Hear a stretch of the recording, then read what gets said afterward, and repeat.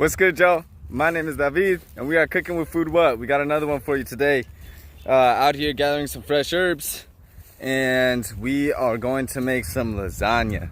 Yeah, last week we made some pesto for just regular spaghetti. Now we're going to use some of that leftover pesto that we had from that episode to make today's lasagna.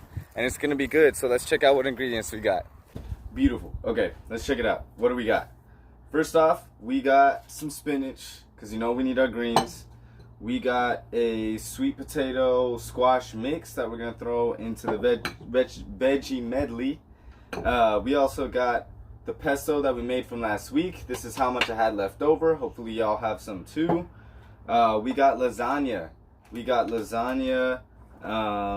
some garlic and onions right here. Fresh basil, different from dried basil like we learned last week. You need some fresh basil this time as well, though not as much. We got a little bit of oil for cooking the veggies. We got some olive oil for the pasta and for seasoning our ricotta or ricotta. I don't know.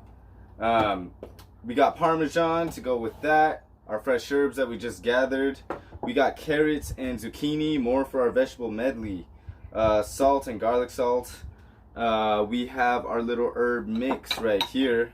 A bunch of dried herbs. We got thyme in here, rosemary, basil, parsley, oregano, tarragon, marjoram, and lavender flowers. We got tomato sauce, some mushroom, what's it called? Truffle, porcini, and cream. Sounds delicious. And then last but not least, we have some Italian pork sausage, y'all. A little bit spicy, but we got meat today for our lasagna. So we're gonna cook that up. We're gonna cook up our veggies and we're gonna throw it all together and make a beautiful meal. One that'll last you a couple of days or one that'll feed your whole family for the night. Okay, so let's get our ricotta seasoned real quick. So check this out. It's kind of a weird texture. It's kind of like solid, kind of frothy like that. And we're gonna put this all in the bowl. Scoop it out and we're gonna put it all in the bowl. And this is one of those things that you gotta season to taste. I'm gonna get a bunch of salt. More than you think. Boom. I'm also going to add some of our olive oil. Boom. Just like that. Good amount of olive oil in there. I'm not measuring for a reason because we're seasoning to taste. So I just did a little bloop and a little bloop of salt and olive oil. And we're going to do the same thing for the pepper. Cool? Add pepper. And if you're wondering like how big a bloop is, then I'll show you. Here's what we're gonna do. Spread out the ricotta, kind of like that, so you have as much surface area as possible. So you're seasoning a lot of it. And basically what you do with any of these, with the salt, the olive oil, the pepper, I'll show you with the pepper because it's easy to see it. The bloop is gonna be basically covering the entire surface. You know what I mean? So watch.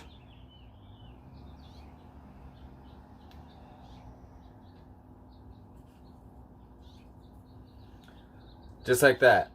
See, it's covered, and that's good for your first batch in there, you know? You might add more salt, you might add more olive oil, more pepper, whatever, but for the first one, just lightly cover the surface, and that's enough. So I'll show you again.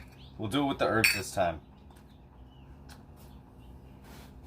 So, check this out. We're just gonna lightly cover the surface, and make sure you get every square inch too. Lightly cover the surface. See that? See how everything we have is covered? And now since it's spread out, there's going to be a good amount in there. So let's mix it up. Okay. Okay, now let's give it a taste.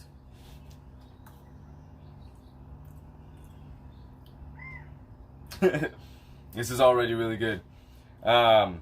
So I can taste the salt and I can taste the olive oil. I can kind of taste the herbs, but I can't taste the black pepper as much, so I'm going to add that a little bit. Okay, we're going to be at the burners for a while because a bunch of things are about to happen, so check this out.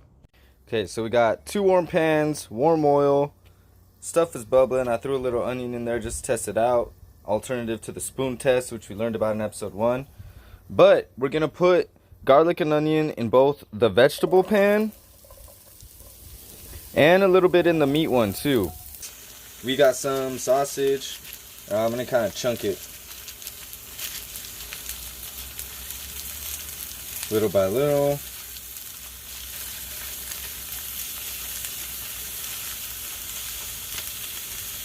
Ooh, it already smells really good. That's gonna be good, y'all. Okay. And if you're handling raw meat, go wash your hands real quick. Also, since we're talking about raw meat, try to be careful with cross-contamination. Right now, I'm using 2 different spoons. This one for the meat and this one for the veggies. And that's a good idea, especially since at first you're mixing the raw meat with that spoon, and if you go into the veggies, mix something else that maybe doesn't get cooked as well or something, that bacteria from the raw meat could still be there and could give you food poisoning. And nobody's got enough toilet paper for that. Sausage is cooking, looking good. Keep mixing it around because the sausage will stick and will burn. So you want to keep an eye on this one. Just keep mixing it around. Alright, and our onions are getting what? Translucent. And that's when we add the other veggies. Alright, let's get some color up in here. We got our zucchini, our carrots, our onion, and our garlic sauteing right here in the veggie mix.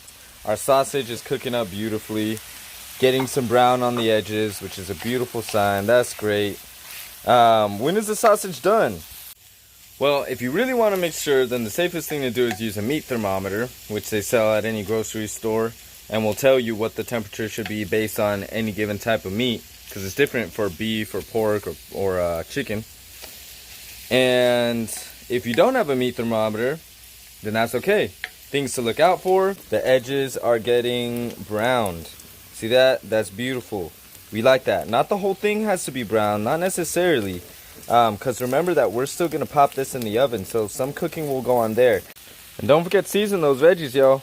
And during this time, now that you got your sausage going and you got your veggies going, you're going to want to make sure that you get some water going for your lasagna. This is one of those things where you don't have to time the pasta being done at the same time as your ingredients.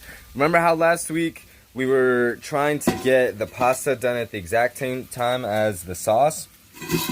This week, that doesn't matter. And as a matter of fact, you want to get your lasagna done ahead of everything so that way those noodles have time to cool. Okay, so our veggies are nice and soft, which is a good sign that they're good to go. Remember, just like the sausage, that the veggies are going to go into the oven too, so you don't want them overcooked. You don't want them getting too mushy or anything like that. So we're going to pull these off the burner, kill the heat, and what we're going to do is transfer everything that's in the cast iron over to a sauce pot, because there's not going to be enough space for all our sauces and veggies in this one thing. So we'll transfer it over and get the sauces in there.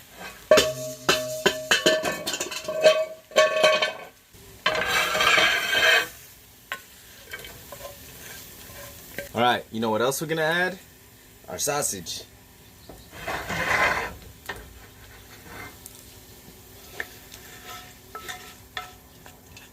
Try not to get too much of the grease in there.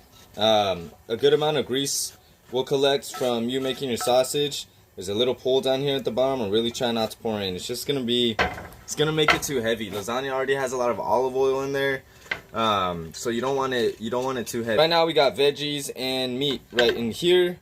What are we gonna do next? Add the tomato sauce. And once we add the tomato sauce, we're going to turn the burner on to a very, very low simmer. And we're just going to mix this around. God, that smells so good. We're going to mix this around, and that will be heating up for a little bit.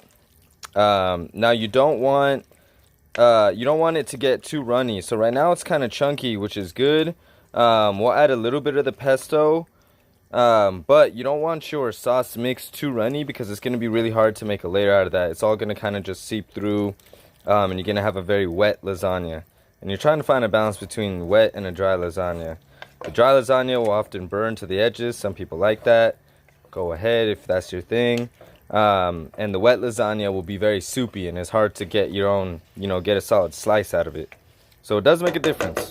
Just a little pro tip before you add your lasagna to the mix.